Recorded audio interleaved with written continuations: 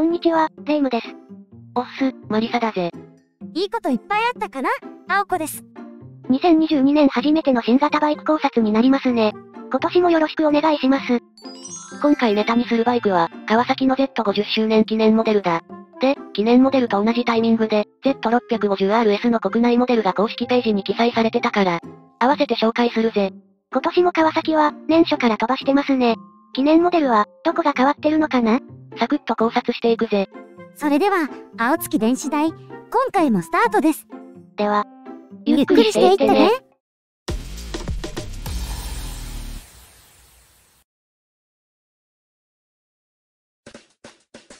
今回の流れはこんな感じだ。1、Z50 周年記念って、2、Z50 周年記念モデル考察、です。告知から発表までが、早かったですね。川崎のカラーリング変更は定期的に行われてるから、この手の対応は、社内でも超スムーズに進むのかもしれんな。分社化のおかげで、フットワークがより軽くなったのかな？んじゃ、輪締めか。1、Z50 周年記念って、ぼんやりとツイッター眺めてたら、突然タイムラインに流れてきて、正月気分が冷めました。つぶやき内容は？川崎900スーパー4、通称 Z1 で伝説が始まり50年、Z シリーズの50周年を記念するマイルストーン。Z900RS、Z650RS、Z900 に、15th アニバーサリーモデル登場。だな。カラフルで懐かしい、マイルストーンなバイクが復活するのは、大歓迎なんですけど、すみません、Z の伝説って、何なの？そこからか。だって今 Z 伝説って言ったらドラゴン古い。川崎といえば Z っていうぐらいだから、みんな常識だと思ってた。常識なの？いや、実は俺も詳しくは知らないから、ちょっと調べてみた。あなたも同じね。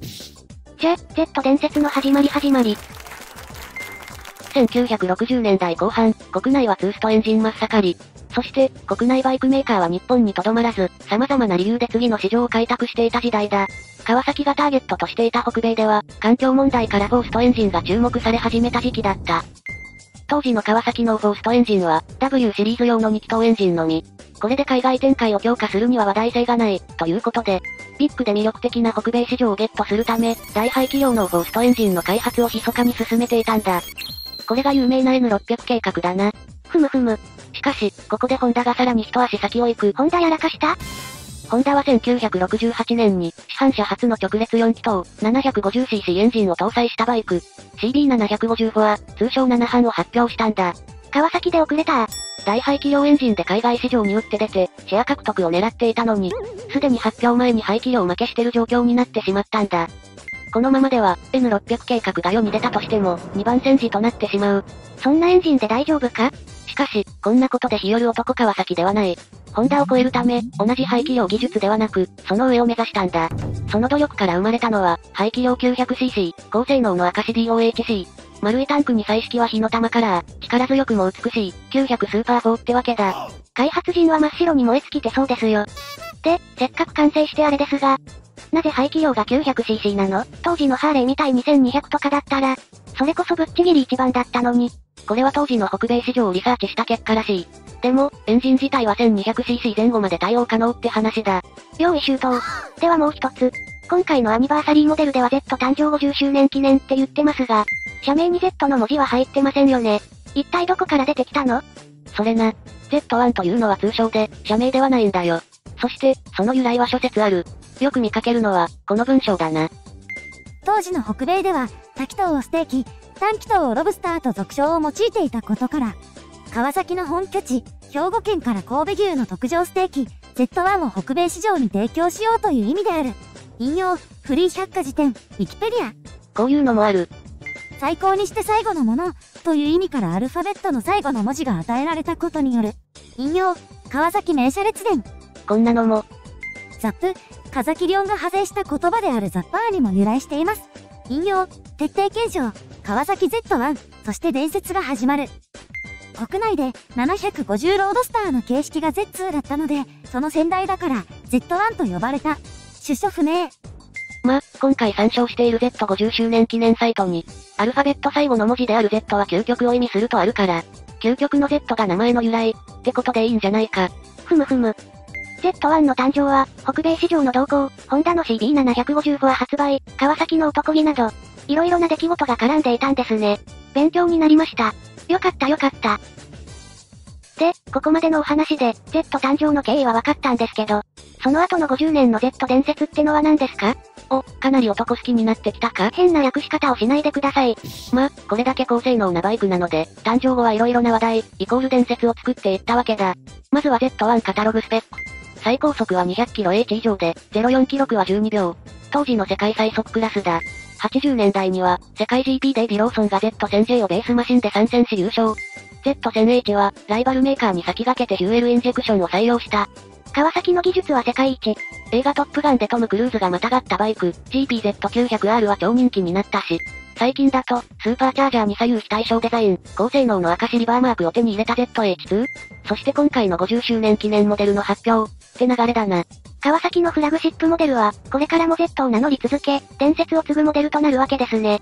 そうだな。サクッとまとめると、こんなところですか？だな。でも伝説関連は、かなり省いたけどな。話し始めたらキリがないからな。書籍も出てるので興味がある方はぜひそちらで。実は、Z に少し興味が湧きました。少しかよ。だって、ホンダにも CBR があるし。CBR はスポーツバイクの頂点なんだし。なんか、某バイク漫画の鈴木好きキャラみたいだな。話があさっての方向に行く前に、今回の Z50 周年記念で発表されたバイクたちを考察していくか。2、Z50 周年記念モデル考察。現在、公式サイトに掲載されている記念モデルはこちら。Z900RS、フィフスアニバーサリー。Z650RS、フィフスアニバーサリー。Z900、フィフスアニバーサリー。Z650、フィフスアニバーサリー。全部で4モデルですね。あと、記念モデルではないが、Z シリーズってことで合わせて紹介するぜ。Z900RS、SE、発売日変更。Z650RS、発売日、価格発表。じゃ、まずは記念モデルから見ていくか。Z900RS、フィフスアニバーサリー。価格は 149.6 万円で、発売予定日は2022年2月1日だ。スタンダードは 138.6 万円なんで、価格差は11万円だな。何が違うのかな？記念モデル専用のカラー、キャンディダイヤモンドブラウンを、特別な方法で塗装したヒューエルタンク。ヒューエルタンク上部の Z50 周年ロゴや、サイドカバーの専用エンブレム。専用シート表紙、クラブバー装備だな。燃費はリッター20キロ、航続距離は340キロだな。ちなみに、Z900RS-SE は、足回りがオーリンズ、ブレーキ回りがブレンボ化されて、価格は 160.6 万円だ。SE のフィフスアニバーサリーは？ない。あら。Z50 周年記念モデルは、すべてスタンダードモデルベースってことですね。だな。Z650RS、フィフスアニバーサリー。価格は110万円で、発売予定日は2022年4月28日だ。スタンダードは 101.2 万円なので、価格差は 8.8 万円だな。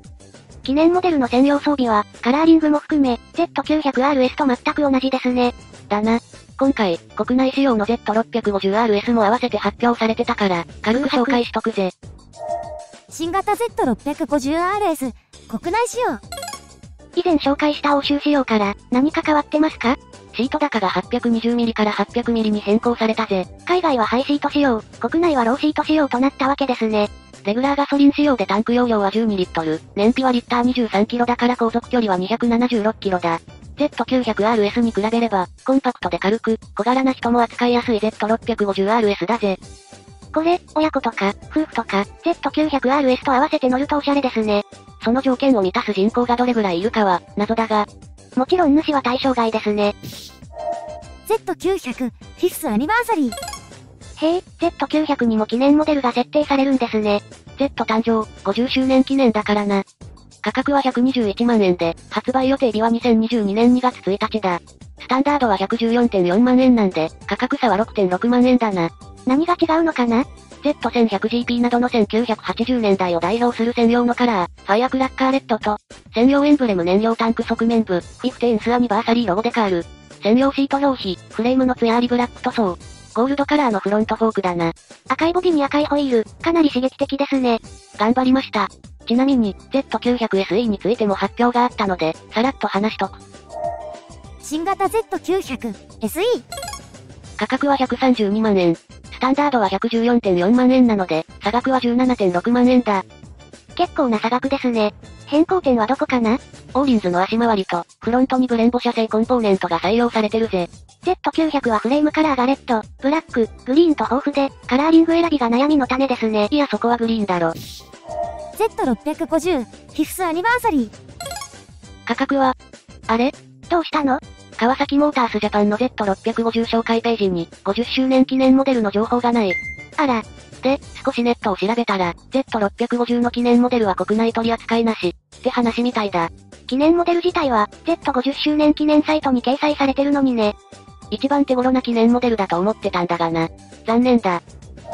新型 Z650、国内仕様。去年発表があったモデルですね。2021年12月17日に発売された Z650 のスタンダードモデルだ。価格は 85.8 万円。変更点は新排出ガス規制適合と、カラーグラフィックの変更だ。記念モデルについては、以上だ。新年早々から、濃い情報を出してくれますね、川崎さん。でもきっと、この記念モデルも早々に販売終了になるんでしょうね。だろうな。興味がある人は、川崎プラザへ急げ。で、レイムは急がないのか？ホンダの反応待ちですね。一途だな。じゃ、お次はエンディングだ。